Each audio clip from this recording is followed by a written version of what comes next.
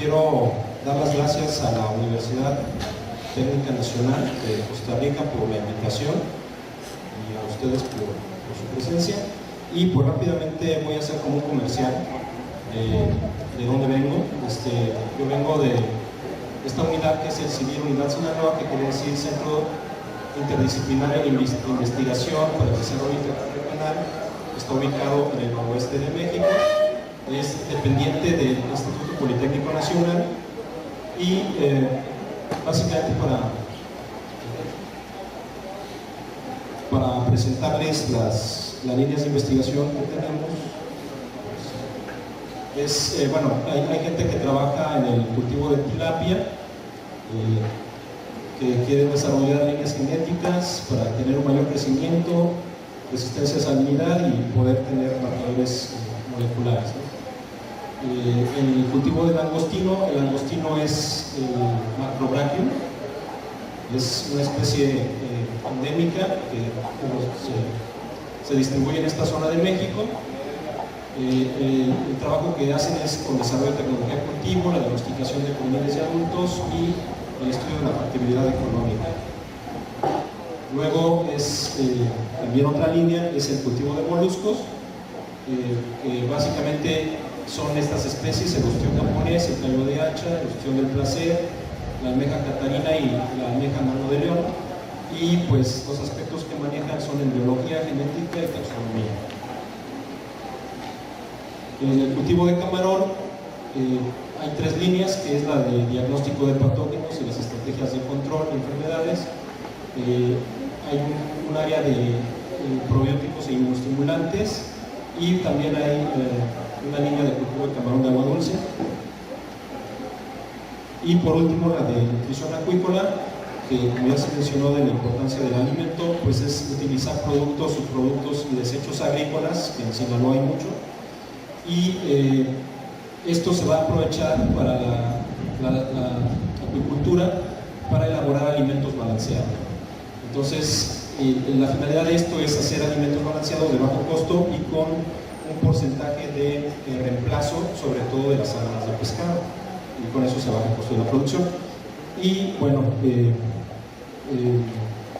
creo que es todo con respecto al comercial. Entonces, mi plática se llama Desarrollo y evaluación de métodos para el control del virus de mancha blanca. Yo trabajo principalmente con mancha blanca y, como ya vieron en la plática anterior, pues el problema bacteriano también ya está en México, y pues también vamos a tener que trabajar en ello. Yo, cuando pregunté más o menos cuál iba a ser el tipo de auditorio o de público que íbamos a tener, pues me dijeron que iba a ser muy heterogéneo. Yo pensé que básicamente iban a ser estudiantes, no sé si estoy en lo correcto, y pues más que nada quería acomodar algunos conceptos. Yo espero que ya con estas pláticas sepamos bien qué es la acuacultura. Básicamente pues es el cultivo de los organismos que viven en el agua. No solamente son peces ni crustáceos, sino que incluyen moluscos, plantas e incluso microorganismos. Y pues la acuacultura es una intervención en el proceso de crianza para aumentar la producción. La camaronicultura pues es un aspecto de la acuacultura y se define como el cultivo del camarón. En el área que nos interesa, la acuacultura el camarón se realiza en los países tropicales y subtropicales principalmente, y inició en el año 1960 en Asia y en el 70 en América.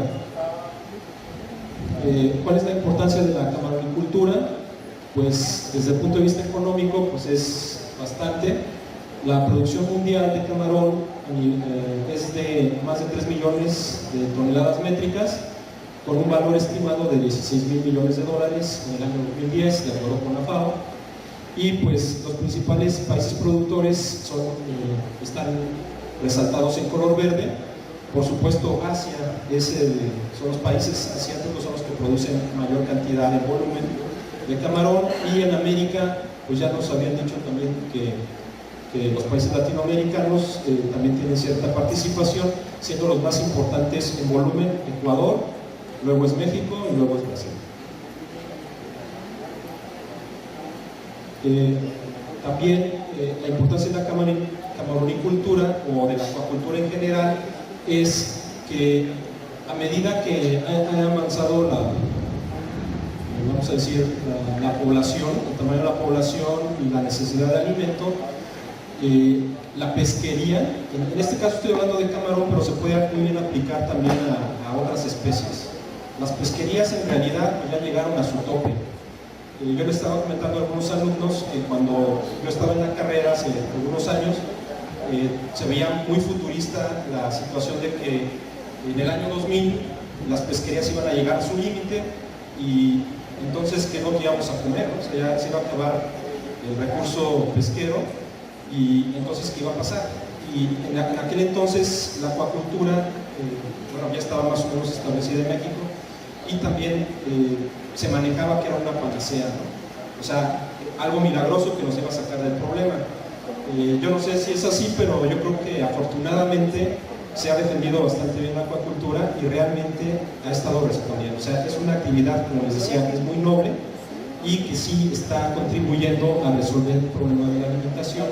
Y como lo podemos ver en esta gráfica, a pesar de que la línea, esta barra azul, representa la captura en toneladas métricas de camarón y la línea roja o el polígono rojo quiere decir la producción de camarón cultivado.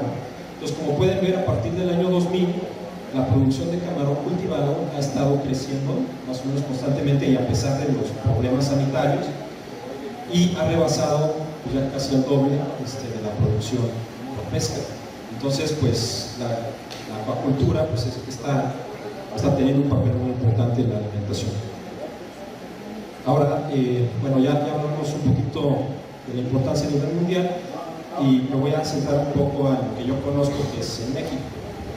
Entonces, en México, básicamente todos los estados, o la mayoría de los estados que tienen océano o tienen mar, se dedican en algún grado a la acuacultura, pero la acuacultura de camarón es más importante en la zona noroeste. Entonces, Sonora, Sinaloa, Nayarit y Baja California Sur son los estados que producen la mayor cantidad de camarón cultivado en México. En estos estados, bueno, en la República Mexicana el área total de cultivo son 71,000 hectáreas y en el año 2010 se produjeron 104,000 toneladas métricas. En ese año Sinaloa ha sido el principal productor, donde existen 628 granjas con una superficie de 37,000, casi 38,000 hectáreas, que es el 53% del total nacional. En el 2010 la producción solamente en Sinaloa fue de 50,000 toneladas, que representó el 48% del total nacional. O sea, esa es la importancia, ¿no?, en el estado de la camaronicultura. Ahora, la mayor parte de la producción de camarón en México se va al mercado norteamericano y el resto se consume en el país. Bueno, esos también son datos así de la FAO, que básicamente el valor de lo que se produce en México, creo que espero que sea correcto, son más o menos 300 millones de dólares. Y de las especies que se cultivan en México, el camarón pues representa el 64% de lo que se vende, ¿no? O sea, del valor total.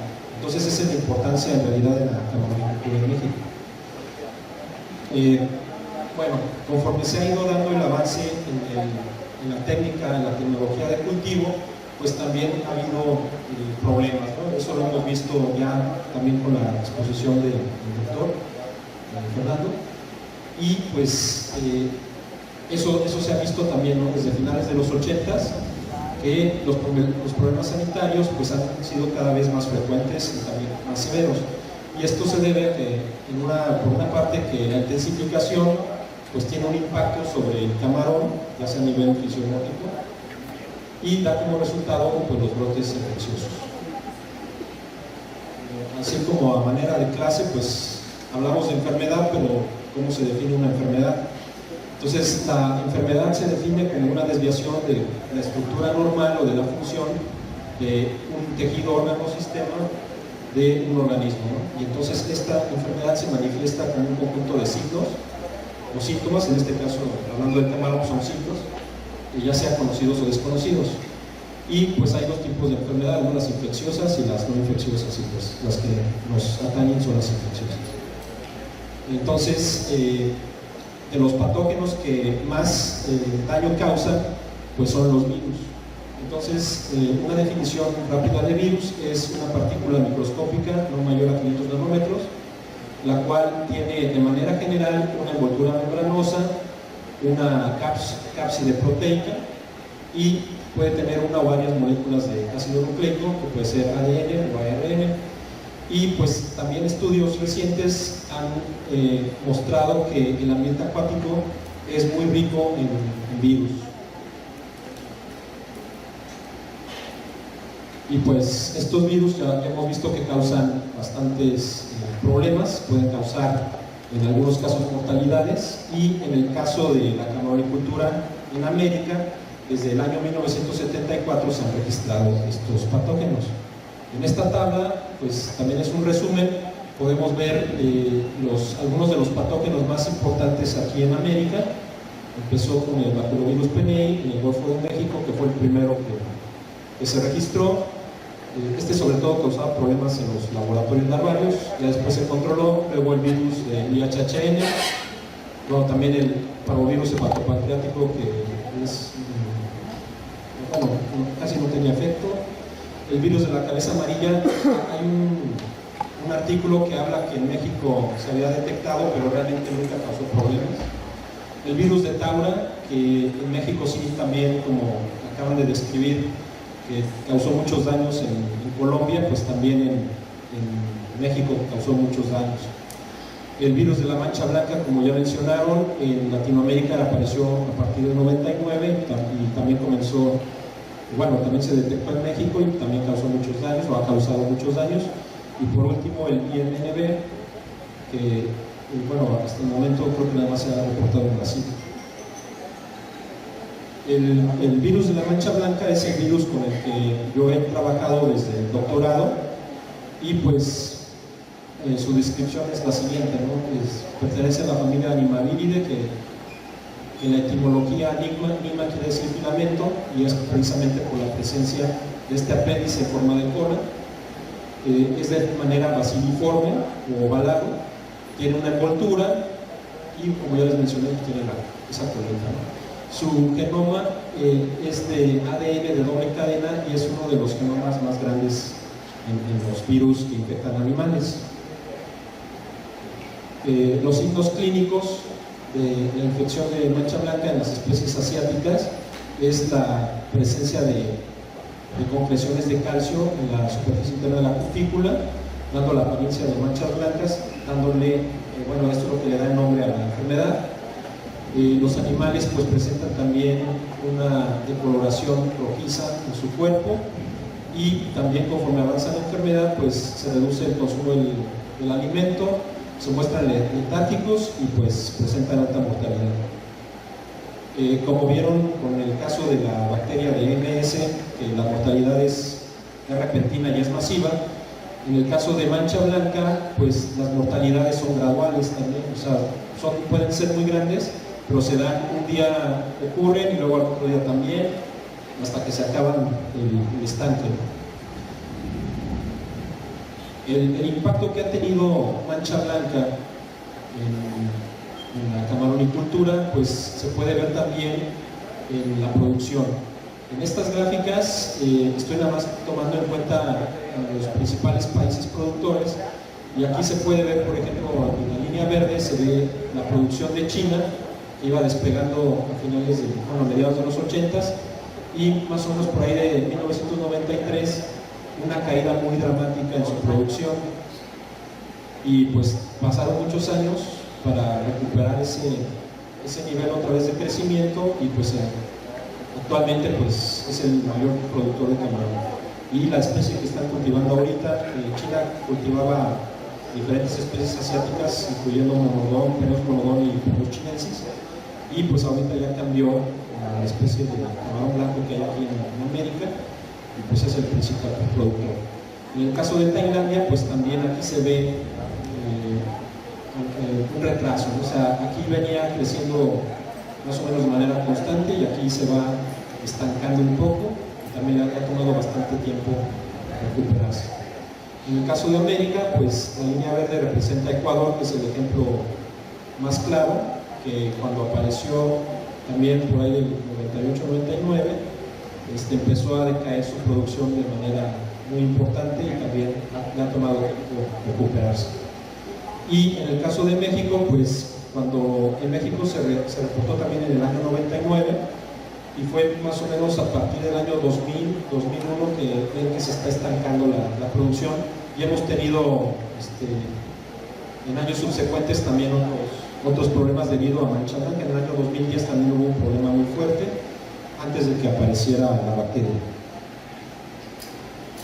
Debido a estos problemas sanitarios, pues causados por mancha blanca, se ha promovido la búsqueda de productos para reducir la mortalidad, y más o menos desde hace 16 años se han estado buscando productos y métodos que puedan contrarrestar el efecto de mancha blanca en condiciones experimentales.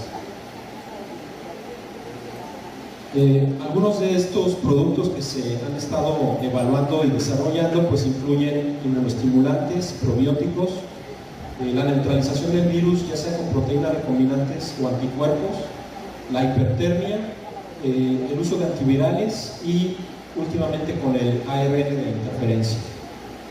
Les voy a presentar rápidamente algunos ejemplos. Pues los inmunoestimulantes son compuestos biológicos o sintéticos que activan la respuesta de defensa no específica celular y humoral en los animales, y se consideran una alternativa a los químicos y antibióticos que se usan para controlar las enfermedades. Aquí las investigaciones se centran en productos con potencial terapéutico para modular la respuesta de defensa para prevenir esas enfermedades. Algunos de los inmunoestimulantes que se han reportado en la literatura pues son aquellos que vienen derivados de bacterias, como los betaglucanos, los peptidoglicanos, los lipopolisacáridos, las levaduras, los extractos de algas, como pueden ser el fucoidán o el cacho-espirulán, que tienen actividad in vitro, se ha demostrado la actividad antiviral in vitro, los extractos de plantas, también los derivados de carbohidratos animales como la quitina y el quitosal, y algunas vitaminas. Y aquí les pongo de ejemplo la estructura, ¿no?, de algunas moléculas como el fucoidán o los betaglucanos. Entonces aquí también tengo algunos ejemplos de literatura que ha sido publicada y cómo se ve el efecto de diferentes productos. Aquí trabajaron con diferentes concentraciones de fucoidán, 0.1, 0.2 y 0.3%, comparado con un grupo control, alimentándolos con una dieta que contiene este producto por 45 días, luego los inocularon con mancha blanca y registraron la mortalidad por 21 días. Entonces aquí se ve que este es el grupo control, el cual pues tiene una mortalidad del 100% más o menos a los 10 días. En cambio, aquellos animales que son tratados con el fucoidán desarrollan cierta resistencia a la infección y pues sobreviven por más tiempo y en mayor cantidad.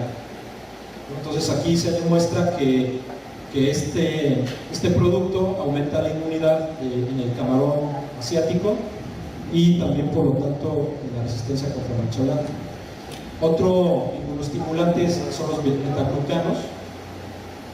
Aquí este betaglucano se administró en esta concentración al camarón Pelosphorodon, el cual activa la cascada enzimática de la profenol oxidasa, y esto lo relacionan con la baja en la mortalidad comparado con los controles. Entonces aquí también vemos en la curva cómo hay una curva de mortalidad que llega al 100% en los controles, y en cambio los animales que son tratados también tienen cierta resistencia y sobreviven.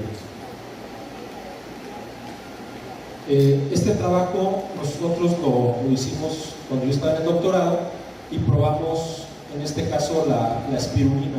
La espirulina tiene esa sustancia que es el calcio espirular, que in vitro se ha visto que puede inactivar incluso al virus del VIH. Entonces nosotros hicimos una dieta que tenía harina de la espirulina y la administramos a camarones de camarón blanco SPF por 4 días antes de una inoculación oral con mancha blanca, usando una dosis infecciosa de 30. La dieta con espirulina retrasó el inicio de los signos clínicos por 12 horas, pero no tuvo un efecto en la mortalidad. Entonces aquí se ve que el control pues tuvo una mortalidad constante y llegó a 100% a los 4 días. En cambio, aquellos animales que los tratamos con la dieta con espirulina solamente tuvieron un retraso en la mortalidad, pero igualmente murieron. Entonces no vimos un efecto ahí. Otro tipo de producto que se ha probado es los probióticos. El término probiótico quiere decir por la vida, y pues ha sido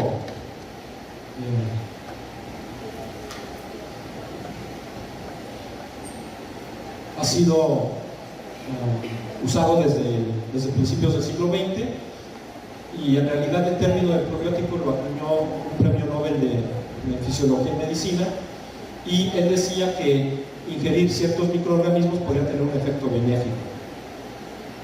Las bacterias que se utilizan como probióticos colonizan el tracto digestivo y pueden tener efectos benéficos. Esos mecanismos de los probióticos se supone que regulan la ecología intestinal, o sea, reducen la cantidad de patógenos que pudiera haber en el tracto digestivo. También pueden producir compuestos antimicrobianos de manera natural, y esto también estimula el sistema de defensa. De los organismos probióticos que más se utilizan, al menos en acuacultura, es Bacillus, Streptomyces, Lactobacillus, Bifidobacterium y algunos Vibrio. Aquí tenemos más o menos un ejemplo de los probióticos que han sido reportados: Bacillus cereus, Licheniformis y Subtilis, especies de camarón. Básicamente el efecto que tienen es controlan las concentraciones de vibrios, aumentan el peso del organismo, también la tasa de crecimiento específico, compiten con bacterias en estanque, también remueven materia orgánica, contribuyen al factor de conversión alimenticia, incrementan la inmunidad contra vibrio o hacen también el efecto antagonista, ¿no? Entonces, esos son los efectos que pueden tener los probióticos. Otra de las estrategias que se han evaluado son la neutralización del virus con proteínas recombinantes anticuerpos. Estas se basan en el principio de que hay una respuesta cuasi inmune. En el camarón no existe un sistema inmune como tal que tiene memoria, o sea que los camarones no tienen como linfocitos que pueden reconocer un patógeno y cuando vuelven a aparecer los atacan, o tampoco producen anticuerpos. Entonces, por eso se llama que tienen una respuesta cuasi inmune, porque se supone que deben de generar alguna memoria, pero no se sabe exactamente cómo. Entonces, basado en esto, se han expresado proteínas recombinantes del virus, ya sea en bacterias, en levaduras o en células de insecto, y esas ya sea que se purifiquen y se inyecten o se administren en el alimento y después se meta al camarón, se puede ver un efecto protector. También cuando se generan anticuerpos, ya sean monoclonales o policlonales, que van dirigidos a las proteínas del virus, también se ha visto que esos anticuerpos pueden neutralizar al virus, y entonces cuando se inyecta el camarón ya no se observa tanta mortalidad. Aquí tenemos algunos ejemplos. Este es un artículo que usó camarones pequeños, y esos camarones fueron alimentados con una dieta comercial que tenía 10 microgramos de proteínas recombinantes contra 2 proteínas virales, esa es la BP26 o la BP28, o bueno, usaron como control proteínas de la bacteria donde se expresaban. Entonces, este tratamiento duró 15 días y ya después esos grupos de camarones fueron inoculados con mancha blanca por vía oral o vía intramuscular, y aquí están los resultados. Aquellos organismos, por ejemplo aquí, esos fueron inoculados por vía oral. Se puede ver que este es el control, y pues tuvo una mortalidad cumulativa como del 70%, porque por la vía oral es más difícil infectar a los camarones. En cambio, aquellos animales que fueron tratados con las proteínas recombinantes tuvieron una reducción significativa en su mortalidad. Incluso estos que fueron tratados con la proteína recombinante contra BP28 no murieron. Y por vía intramuscular, cuando se inoculó el virus por vía intramuscular, se ve como el control presenta una mortalidad del 100%, y los diferentes grupos que fueron tratados presentan menores mortalidades.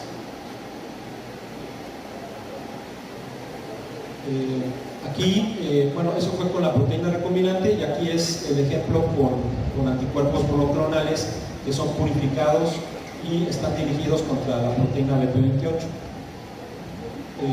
Aquí,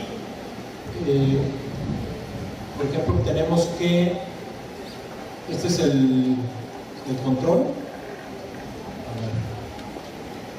Sí, este es el control, y aquí el control positivo es este. O sea, los que están inoculados con mancha blanca mueren más o menos a los 7 días. Aquellos que están tratados con el anticuerpo monoclonal dirigido contra mancha blanca tienen un retraso, y los controles negativos sobreviven. Y pues aquí cuando es tratado también con los anticuerpos monoclonales, podemos ver también el tipo de inoculación es diferente. Aquí es por vía intramuscular, es por vía oral, y podemos ver también la mayor supervivencia de los animales que son tratados con el anticuerpo monoclonal comparado contra los controles. Otra estrategia es la hipertermia. Ya lo había mencionado también el doctor Fernando, que se ha visto que cuando la temperatura del agua sube arriba de los 32 grados, algo pasa en las células de los camarones, que a pesar de que estén infectados, el virus no se replica. Entonces nosotros lo que hicimos también esto en el doctorado, evaluamos cuál era el efecto de la temperatura, ya sea antes de la inoculación o después de la inoculación, y también evaluamos qué pasa cuando los camarones están antes de la inoculación a la temperatura adecuada, que sería su óptimo, que son 27 grados, antes de la inoculación y después de la inoculación. Y lo que vimos fue lo siguiente, que aquellos camarones que se mantienen antes y después de la inoculación a 27 grados, pues no presentan ningún tipo de protección y se mueren. Y los animales que estuvieron antes de la inoculación a 33 grados y después de la inoculación se bajan a 27, pues tampoco tienen un efecto y también mueren. En cambio, los camarones que fueron mantenidos a 33 grados constantemente antes y después de la inoculación tienen una mortalidad marginal, y aquellos que fueron cambiados a 33 grados después de la inoculación también tuvieron una protección. Y cuando nosotros hicimos esto también con la dosis alta, la diferencia fue aún más clara. Entonces los animales que están a 33 grados después de inoculados, de manera continua o después de la inoculación, tienen una gran supervivencia, y en cambio los que están mantenidos a 27 grados antes o después de la inoculación mueren. Otro producto que hemos evaluado también son los antivirales. Estas son sustancias naturales o sintéticas que llevan a replicación viral in vitro o in vivo. Nosotros evaluamos un análogo de nucleótido que se utiliza para tratar infecciones en humanos, sobre todo aquellos que tienen el sistema inmune deprimido o comprometido. Y esta sustancia tiene una acción contra la enzima ADN polimerasa viral y actúa como un terminador de cadena después de la fosforilación intracelular. Entonces, lo que hace es básicamente interfiere contra la ADN polimerasa del virus, lo bloquea y hace que se termine la replicación. Cuando nosotros añadimos por inoculación el cidofovir al camarón con una dosis baja, lo que encontramos fue lo siguiente. Las líneas que están en azul claro y fuerte son los controles, solamente fueron inoculados con mancha blanca, presentaron una mortalidad de 100% a los 5 días. En cambio, los camarones que fueron tratados con cidofovir en 2 experimentos separados tuvieron supervivencias del 75 y del 80%. Cuando hicimos el análisis de la infección, 3 de 4 animales que sobrevivieron estaban infectados. Eso quiere decir que en un tiempo posterior hubieran muerto, pero uno solo sobrevivió y no estaba infectado. Entonces eso también como que plantea una duda, ¿no?, de que qué tan efectivo pudiera ser el cidofovir si se puede modificar. Y bueno, otro de los métodos que actualmente se están trabajando donde estamos es el ARN de interferencia, que es un mecanismo de silenciamiento génico que fue encontrado por primera vez en un gusano en 1998. Después se vio que esta molécula, o este mecanismo más bien, está en un gran número de organismos, desde plantas hasta el ser humano, y es un mecanismo que se puede activar artificialmente cuando se introducen moléculas de ARN de doble cadena. El mecanismo es más o menos el siguiente, ¿no? Si uno introduce una cadena de RNA de doble cadena, una molécula de RNA de doble cadena, es captada por un complejo que se llama Geyser, que contiene una RNasa tipo 3 que corta este tipo de moléculas y las hace unas cadenas cortas de RNA. Estas moléculas cortas son captadas por otro complejo de proteínas que se llama RISC, que es el complejo de silenciamiento del RNA, que contiene una nucleasa que se llama argonauta 2, y esta linealiza a las moléculas ya cortadas y las pega con el mensajero específico de la secuencia. Entonces, el complejo RISC con el RNA cortado va a buscar al mensajero en la secuencia exactamente de qué se trata y se pega en ella. Cuando la reconoce, la secuencia del RNA mensajero al que va dirigido, esta es destruida por la célula y por lo tanto el gen se silencia. Entonces, este mecanismo se puede usar para bloquear infecciones virales de manera específica. El primer trabajo que se hace con RNA de interferencia en camarón, bueno, fue hecho por Robalino y compañía en el año 2004, pero aquí, por ejemplo, estoy presentando datos de que ellos primero vieron cuál era el efecto en diferentes camarones. O sea, algunos no tenían virus, luego había otros camarones que no tenían RNA, que son los que están en la parte baja, y este que no tiene RNA era el control positivo, y después probaron diferentes moléculas, unas que eran dirigidas contra TSB, con el virus de Taura, otros que iban dirigidos contra el virus de mancha blanca y también inoculados con el virus de mancha blanca, y otro que era inespecífico. Y ahí lo que vieron era de que aquí, si usaban una dosis baja, aún las moléculas que no eran específicas podían silenciar al virus. En cambio, cuando usaban una dosis un poquito más alta, ellos podían ver que los camarones que no eran tratados con la molécula pues presentaban una mortalidad del 100%, aquellos que eran tratados con la molécula dirigida específica al virus tenían un efecto protector y pues el control negativo permanecía sin cambio. Nosotros hemos trabajado con esta molécula de dsRNA contra el gen BP28 de mancha blanca. Nosotros hemos visto que con una dosis de 4 microgramos por camarón, usando una dosis alta de virus, podemos obtener un efecto protector. En esta gráfica podemos ver en la línea roja a los camarones que son el control positivo, o sea que solamente son inoculados con mancha blanca, y en la línea naranja los camarones que son tratados con la molécula, y podemos ver que la diferencia en supervivencia es muy alta.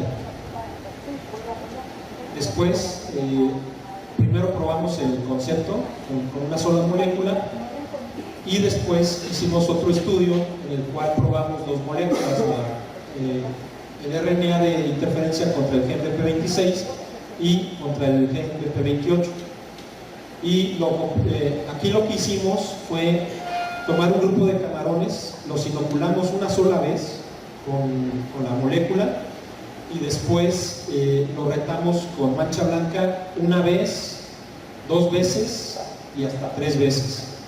Y lo que vimos que con una sola inoculación de la molécula, los camarones a los 10 días sobrevivieron más o menos entre 10 y 20% comparado con los controles. Los que sobrevivieron los volvimos a inocular y los dejamos otra vez otros 10 días y metimos otro control positivo. El control positivo volvió a morir en su totalidad, mientras estos animales que ya habían sobrevivido un primer reto volvieron a tener supervivencias más o menos del 50% y 30%, y los volvimos a retar otra vez para ver cuánto duraba ese efecto, y pudimos ver que después de 3 inoculaciones consecutivas, la mortalidad, por ejemplo, para esta molécula de BP26 era del 70%, y contra la de BP28 era el 50%. Entonces, esto quiere decir que si nosotros usáramos estas moléculas y las aplicáramos en una granja que ha sido atacada continuamente por el virus de mancha blanca, cada vez que llegue un brote nuevo, van a estar activando este sistema, y entonces, en lugar de tener mortalidades del 100% o del 80% como normalmente se tienen, en este caso se podrían tener hasta supervivencias del 50%. Eso ya representaría pues una ventaja para los productores que lo pudieran tener. Y pues ya finalmente, como perspectivas, ha habido diferentes productos que se ha visto que tienen actividad antiviral, que han sido evaluados para reducir el impacto de las enfermedades virales. Tenemos que seguir avanzando en la evaluación de los productos con esa actividad, ya sea a nivel piloto en campo, ¿no? Se tiene que pasar ya a nivel piloto. Esto requiere generar datos de la eficacia de los productos, inocuidad al ambiente y a otras especies. Esto también conlleva el desarrollo de métodos de administración masiva de los productos. Lo que hemos hecho a nivel experimental es inyección, y esto no es un método práctico a nivel campo, entonces tenemos que desarrollar otras estrategias. Y también esto es estandarizar procedimientos de inoculación que simulen vías de infección natural para poder tener un mejor control, ¿no? cuando se hacen experimentos. Entonces, todos estos aspectos aumentarán la reproducibilidad y la comparación de la eficacia de productos contra enfermedades virales. Y pues les agradezco su atención.